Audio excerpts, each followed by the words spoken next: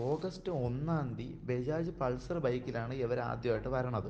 ഇവർ വന്നിട്ട് വെളിയിൽ കിടന്ന ഷീറ്റ് ആരുമില്ലെന്ന് മനസ്സിലാക്കിയിട്ട് ഇവരെടുത്തുകൊണ്ട് പോയി. അപ്പം നമ്മൾ ഇത് 11 ഷീറ്റല്ലേ, 11 ഷീറ്റിൻ്റെ പിറകെ നടക്കണ്ട എന്ന് പറഞ്ഞ് നമ്മൾ ഇത് കാര്യമാക്കിയില്ല, അത് കളഞ്ഞിട്ടു.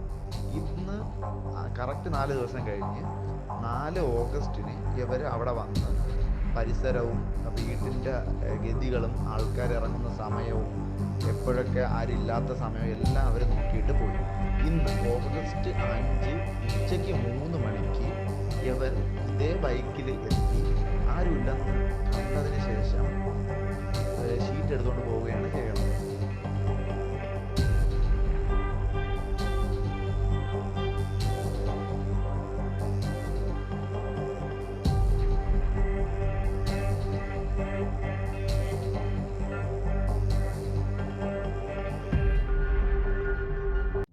പരിസരത്തുള്ള വീടുകളിൽ നിന്നും ഇങ്ങനെ ഷീറ്റ് പലതവണയായിട്ട് മോഷണം പോയിട്ടുണ്ട്.